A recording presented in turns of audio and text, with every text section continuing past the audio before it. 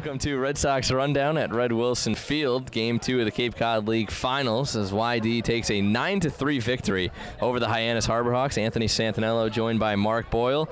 Mark, what better way to start off today? YD gets Ricky Thomas a 4-run start to start the game in the first inning.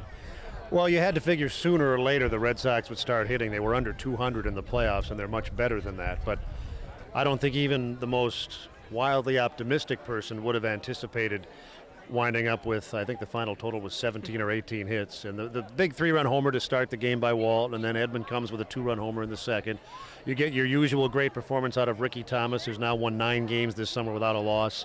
And it was game 1 in reverse. On their field, they had a one-sided win, and now at Red Wilson, the home team has a one-sided win here. So it's a winner-take-all tomorrow night in Hyannis. Another thing that went unmentioned, Dallas Carroll 4 for 4 tonight, and he's taken out, but just before the 7th inning, get some rest. 4 for 4 though. Very good performance, really consistent bat. A guy that Coach Bickler said he couldn't take out of the lineup despite how bad his defense was last night. Still a very good performance from Carroll.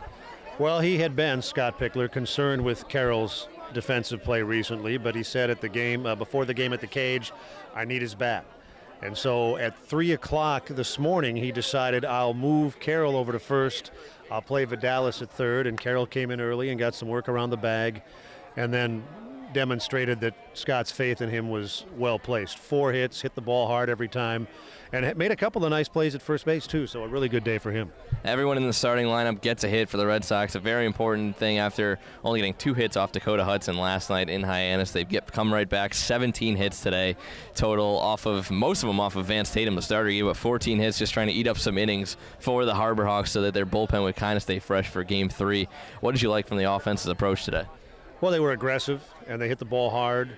And it seems like it's so much easier when you get that early lead. We saw a different kind of a game, but remember Game 3 in Orleans, the home run from Bruce in the first inning. And it's only 1 run in that case, and you wind up winning 2-1. But there's something psychological about getting an early lead in a playoff game. And when it's 6-0 after 2, and you've got the best pitcher in the league on the mound to hold that lead, then you really feel good. And the Red Sox played with great zest and confidence in Game 2. Game 3 tomorrow will likely feature Brandon Bailey against Devin Smeltzer, 2 very good pitchers for both teams. And, of course, the Red Sox bullpen very well rested. Ben Bowden, Chad Hawken, Corey Malcolm, even Brett Adcock are available for tomorrow's Game 3 deciding game in the Cape Cod League Finals. What do you look for from the Red Sox, and what do you look for from Hyannis?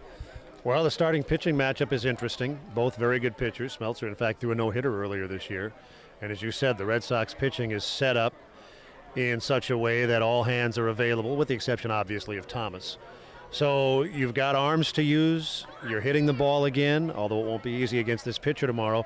I look for a really close competitive game, which is something that we haven't seen in the series so far.